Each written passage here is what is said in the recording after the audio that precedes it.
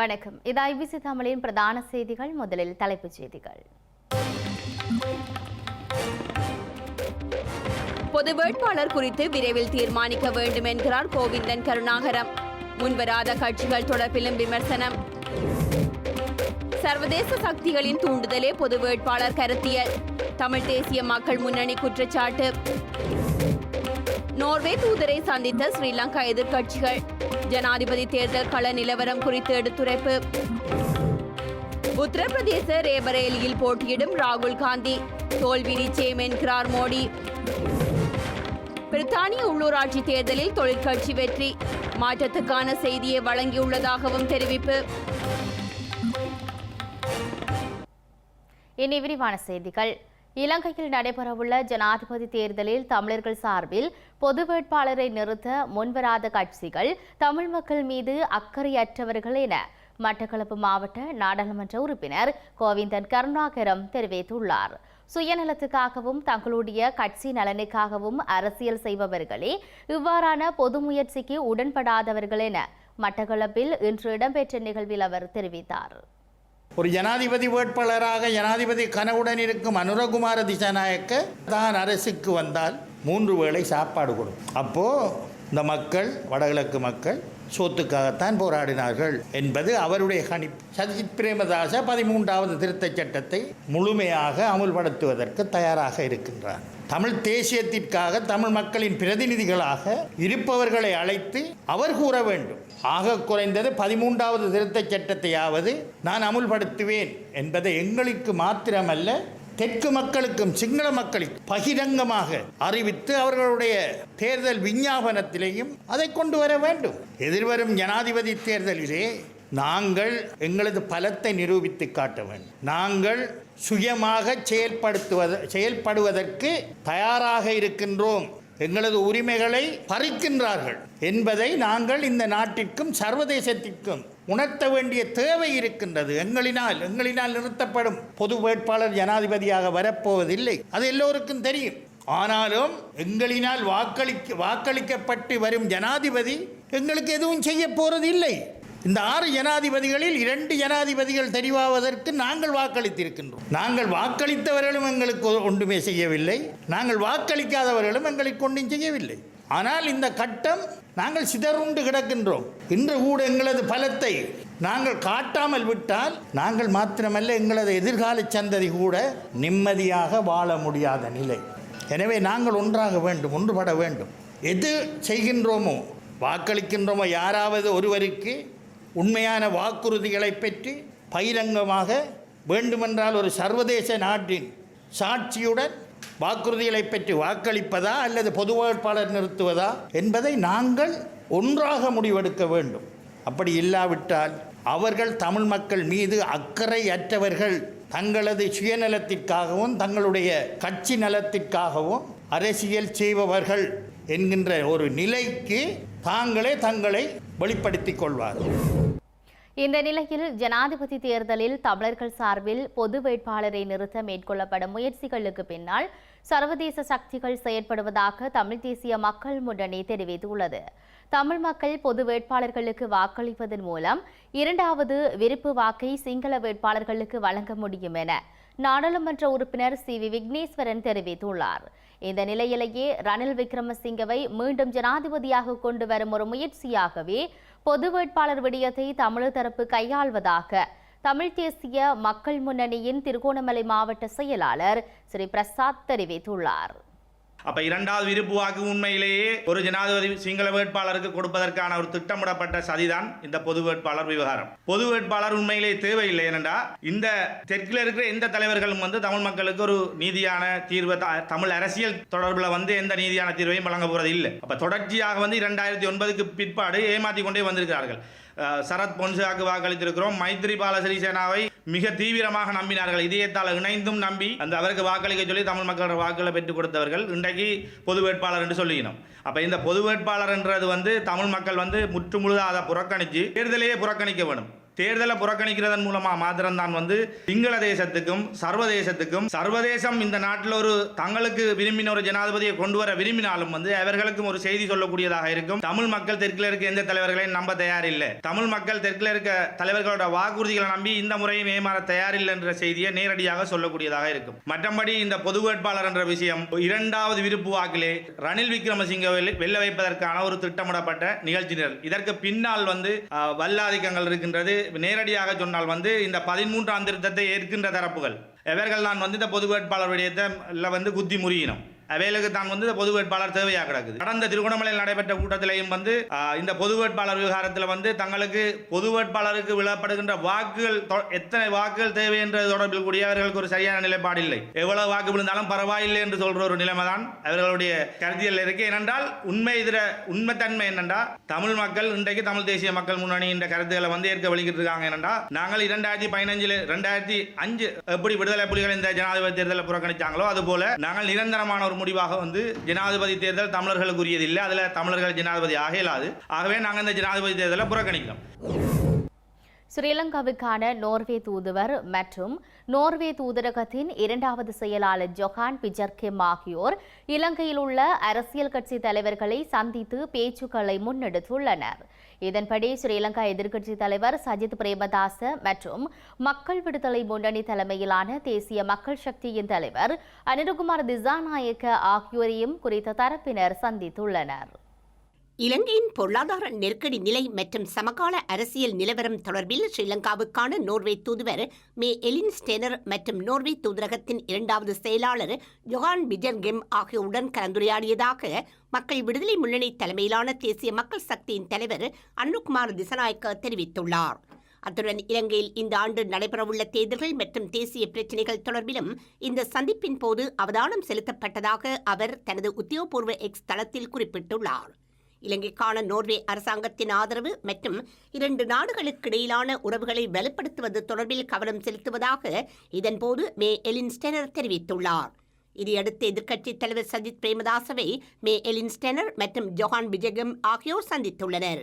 இதன்போது இலங்கை தற்போது எதிர்நோக்கும் பொருளாதார நெருக்கடி குறித்தும் அதிலிருந்து மீள்வது குறித்தும் நோர்வே தூதுவருக்கு தெரியப்படுத்தியதுடன் ஐக்கிய மக்கள் சக்தியின் திட்டங்கள் குறித்தும் தெளிவுபடுத்தப்பட்டுள்ளது. இந்த ஆண்டு இலங்கையின் அரசியலில் ஒரு முக்கியமான ஆண்டு எனவும் முக்கியமான தேர்தல் நடைபெறவுள்ளதாகவும் சஜித் பிரேமதாச நோர்வே தூதுவருக்கு தெரியப்படுத்தியுள்ளார். அத்துடன் தற்போதைய மோசமான ஆட்சியை முடிவுக்கு கொண்டு வந்து மக்கள் சார் அரசாங்கம் அமைக்கப்பட்டதன் பின்னர் இலங்கையை மீண்டும் வளமை நிலைக்கு கொண்டுவர ஐக்கிய மக்கள் சக்தி திட்டமிட்டுள்ளமை தொடர்பில் இந்த சந்திப்பின் போது எடுத்துரைக்கப்பட்டுள்ளது. ஊழலை வெளிப்படுத்துவதன் மூலம் மக்களின் கரங்களில் அதிகாரம் உள்ளதை ஊடகவியலாளர்கள் உறுதி செய்வதாக இலங்கைக்கான அமெரிக்க தூதுவர் ஜூலி சங் தெரிவித்துள்ளார். உண்மையை துணிச்சலுடன் செயற்படுத்தும் இலங்கை உள்ளிட்ட உலகெங்கிலும் உள்ள ஊடகவியலாளர்களுக்கு தாம் என்றும் ஆதரவாக உள்ளதாக அவர் கூறினார். உலக பத்திரிகை சுதந்திர தினம் இன்று கடைபிடிக்கப்பட்டு வரும் நிலையில் இலங்கைக்கான அமெரிக்க தூதுவர் ஜூலி சங் தனது எக்ஸ் பக்கத்தில் பதிவொன்றையிட்டுள்ளார். அதில் ஆரோக்கியமான ஜனநாயகத்தை பேணுவதில் பொதுமக்களிற்கு விடயங்களை தெரியப்படுத்துவதிலும் ஊடகவியலாளர்கள் இன்றியமையாத பங்கை வகிக்கின்றனர் என அவர் கூறியுள்ளார். அவர்கள் பொது நிறுவனங்கள், நாடாளுமன்ற உறுப்பினர்கள் மற்றும் வணிகங்களை கண்காணிக்கும் பணியில் ஈடுபட்டுள்ளனர் என அவர் கூறியுள்ளார். ஊழலை வெளிப்படுத்துவதன் மூலம், வெளிப்படையான தன்மைக்காக குரல் கொடுப்பதன் மூலம், விமர்சனத்துடனான ஆய்வுகளை முன்வைப்பதன் மூலம் அதிகாரம் மக்கள் மீது நீடித்திருப்பதை ஊடகவியலாளர்கள் உறுதி செய்கின்றனர் என இலங்கைக்கான அமெரிக்க தூதுவர் ஜூலி சங் தெரிவித்துள்ளார். இழுவை படகுகள் உள்ளிட்ட கடத்தொழில் ரீதியிலான சுரண்டல்களினால் இலங்கை கடத்தொழிலாளர்கள் பாதிக்கப்படுவதாக ஸ்ரீலங்கா நாடாளுமன்ற உறுப்பினர் இரா சாணக்கியன் தெரிவித்தார். கடல் வளங்களின் நிலையான பயன்பாட்டை உறுதி செய்யும் வகையில் ஜகார்த்தாவில் இடம்பெற்ற நீல பொருளாதார மாநாட்டில் அவர் இதனை கூறினார். இந்தோனேசியாவில் உள்ள ஜகார்த்தாவில் இடம்பெற்ற நீல பொருளாதார மாநாட்டில் ஸ்ரீலங்கா நாடாளுமன்ற உறுப்பினர் ரா சாணக்கியன் கலந்து கொண்டுள்ளார். கடல் சூழல் மற்றும் பல்லுயிர் பெருக்கத்தை பாதுகாக்கும் அதே வேளையில் கடல் வளங்களின் நிலையான பயன்பாட்டை உறுதி செய்ய இலங்கை போன்ற நாடுகள் எவ்வாறு ஒத்துழைக்க முடியும் என்பது பற்றியும், இந்தோ பசிபிக் பகுதியில் கடல்சார் இணைப்பு மற்றும் வர்த்தகத்தை மேம்படுத்துவதில் உள்ள வாய்ப்புகள் மற்றும் சவால்கள் என்ன என்பது குறித்தும் இந்த மாநாடு இடம்பெற்றது. இதில் ஸ்ரீலங்கா நாடாளுமன்ற உறுப்பினர் ரா சாணக்கியன் கலந்துரையாற்றினார். இழுவைப்படகு மற்றும் சட்டவிரோத மீன்பிடி பெரிய வர்த்தகர்களின் கடற்றொழில் ரீதியான சுரண்டல்கள் தொடர்பில் தெளிவுபடுத்தியுள்ளார். வளர்ச்சியடைந்த நாடுகள் ஆழ்கடலில் தங்களது பிளாஸ்டிக் மற்றும் ரசாயன கழிவுகளை கொட்டுவதனால் ஏற்படும் பிரச்சினைகள், அவற்றை சுத்தப்படுத்த நிதியுதவிகளை வழங்குவது உள்ளிட்ட விடயங்கள் குறித்தும் கருத்து வெளியிட்டார். எண்ணெய் கப்பல் மற்றும் கொள்கலன்கள் ஏற்றிய கப்பல்கள் இயந்திர கோளாறு காரணமாக கரையொதுங்கியதற்கான தாக்கங்களை கடற்றொழிலாளர்கள் பல தசாப்தங்களுக்கு முகம் கொடுக்க நேரிட்டதாகவும் ரசாணக்கியன் கூறியுள்ளார். இலங்கையின் நீதித்துறையை வலுப்படுத்துவதற்கு அமெரிக்கா ஆதரவளிக்கும் என ஸ்ரீலங்காவிற்கான அமெரிக்க தூதுவர் ஜூலி சங் மீண்டும் உறுதிப்படுத்தியுள்ளார். சிறைச்சாலைகளில் அதிகரிக்கும் கைதிகளின் எண்ணிக்கையை கட்டுப்படுத்த ஸ்ரீலங்கா அரசாங்கத்தால் எடுக்கப்படும் நடவடிக்கைகளுக்கு ஆதரவளிப்பதாக ஜூலி சங் தெரிவித்துள்ளார். காலி மற்றும் அங்குளகொல பெலச ஆகிய பகுதிகளில் சிறைச்சாலைகளின் புதிய கட்டிடத் தொகுதிகள் திறந்து வைக்கப்பட்டுள்ளன. ஸ்ரீலங்கா நிதியமைச்சர் விஜயதாச தலைமையில் நடைபெற்ற இந்த நிகழ்வில் ஸ்ரீலங்காவிற்கான அமெரிக்க தூதுவர் ஜூலி சங் பங்கேற்றுள்ளார். இந்த சிறைச்சாலைகளுக்கு அமெரிக்காவால் 35 தொழில்நுட்ப சாதனங்கள் வழங்கப்பட்டுள்ளன. ஸ்ரீலங்காவின் நீதித்துறையை வலுப்படுத்துவதோடு சிறைச்சாலைகளில் உள்ளவர்களுக்கான சட்ட சேவைகளை வழங்கவும் தீர்ப்பு வழங்குவதற்கான செயல்முறையை துரிதப்படுத்தவும் குறித்த தொழில்நுட்ப சாதனங்கள் வழங்கப்பட்டதாக ஜூலி சங் தெரிவித்துள்ளார். ஸ்ரீலங்காவின் நீதித்துறையில் நிலுவையில் உள்ள வழக்குகளை விரைவில் நிறைவு செய்ய அரசாங்கம் முன்னெடுத்து வரும் நடவடிக்கைகளை தொழில்நுட்பத்தின் உதவியுடன் விரைவாக முன்னெடுக்க முடியும் என அவர் குறிப்பிட்டுள்ளார். அத்துடன் ஸ்ரீலங்காவின் நீதித்துறையை மேம்படுத்த அரசாங்கம் முன்னெடுக்கும் நடவடிக்கைகளுக்கு அமெரிக்கா தொடர்ந்தும் ஆதரவு அளிப்பதாகவும் ஜூலி சங் உறுதியளித்துள்ளார். இலங்கையில் தொழிலாளர் தின கூட்டங்களையும் பேரணிகளையும் முன்னெடுத்த அரசியல் தரப்பினர் சர்வதேச தொழிலாளர் தினத்தின் உண்மையான நோக்கங்களையும் விழுமியங்களையும் சிதைத்துள்ளதாக ஸ்ரீலங்கா சுதந்திர கட்சியின் முன்னாள் பொதுச் செயலாளர் தயாசிறி ஜெயசேகர தெரிவித்துள்ளார். கட்சிகள் தேர்தல் பிரச்சார நடவடிக்கையாக தொழிலாளர் தின கூட்டங்களை முன்னெடுத்ததாக தயாசிறி ஜெயசேகர குற்றம் சாட்டியுள்ளார். இலங்கையில் இந்த ஆண்டு நடைபெறவுள்ள தேர்தல்களை முன்னிலைப்படுத்தி அரசியல் கட்சிகள் தொழிலாளர் தின கூட்டங்களை முன்னெடுத்திருந்தன.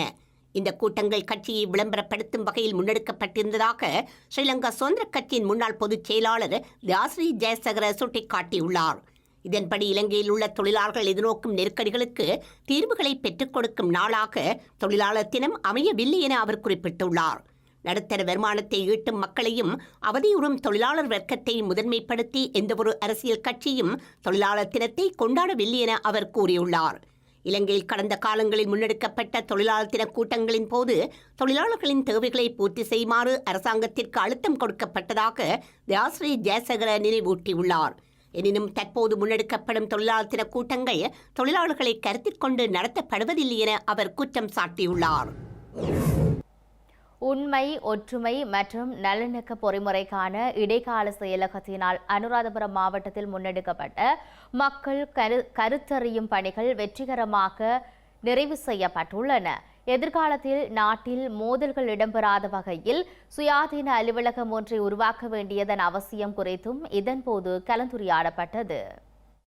இலங்கையில் தேசிய ஒற்றுமை மற்றும் நல்லிணக்கத்தை கட்டி எழுப்புவதற்கான நிலையான கட்டமைப்பை தயாரிப்பதற்கான செயல்முறைக்கு பொதுமக்களின் பரிந்துரைகளை பெற்றுக்கொள்வதை நோக்கமாக கொண்டு மக்கள் கருத்தறியும் செயற்பாடு முன்னெடுக்கப்பட்டு வருகின்றது.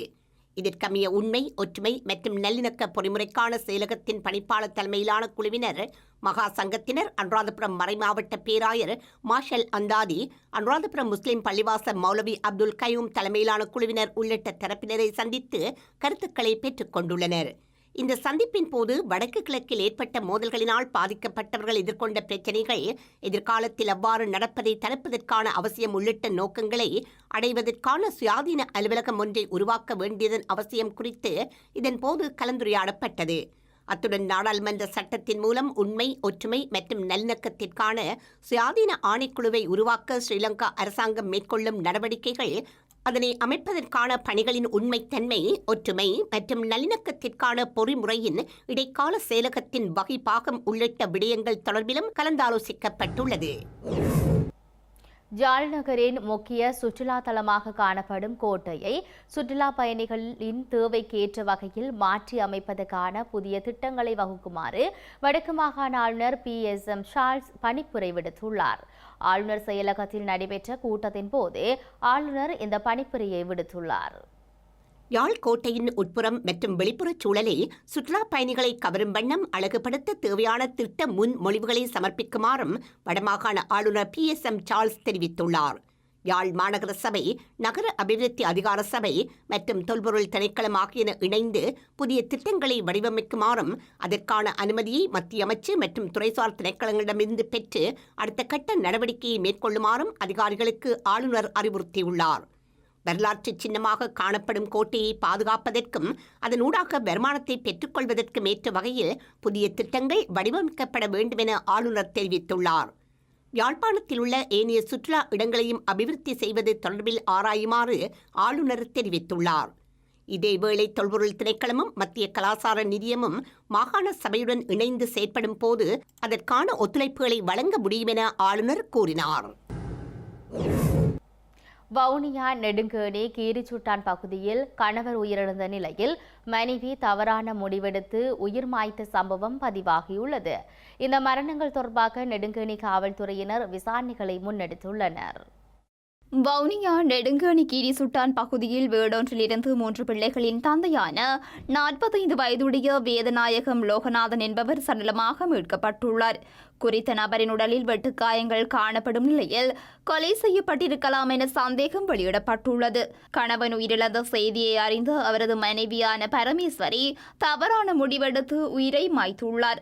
இருவரும் அண்மை காலமாக பிரிந்து வாழ்வதாகவும் ஆரம்பகட்ட விசாரணையில் தெரியவந்துள்ளது. இந்த சம்பவங்கள் தொடர்பாக நெடுங்கேணி காவல்துறையினர் விசாரணைகளை முன்னெடுத்துள்ளனர். செய்திகளின் நிறைவாக மீண்டும் தலைப்புச் செய்திகள். பொது வேட்பாளர் குறித்து விரைவில் தீர்மானிக்க வேண்டும் என்கிறார் கோவிந்தன் கருணாகரம். முன்வராத கட்சிகள் தொடர்பிலும் விமர்சனம். சர்வதேச சக்திகளின் தூண்டுதலே பொது வேட்பாளர் கருத்தியல். தமிழ் தேசிய மக்கள் முன்னணி குற்றச்சாட்டு. நோர்வே தூதரை சந்தித்த ஸ்ரீலங்கா எதிர்க்கட்சிகள். ஜனாதிபதி தேர்தல் கள நிலவரம் குறித்து எடுத்துரைப்பு. உத்தரப்பிரதேச ரேபரேலியில் போட்டியிடும் ராகுல் காந்தி தோல்வி நிச்சயம் என்கிறார் மோடி. பிரித்தானிய உள்ளூராட்சி தேர்தலில் தொழிற்கட்சி வெற்றி மாற்றத்துக்கான செய்தியை வழங்கியுள்ளதாகவும் தெரிவிப்பு. இத்துடன் IBC தமிழ் தொலைக்காட்சியின் பிரதான செய்திகள் நிறைவு பெற்றன. உடனுக்குடன் செய்திகளை அறிந்து கொள்ள IBCTamil.com என்ற நமது இணையதளத்தை பார்வையிடுங்கள். வணக்கம்.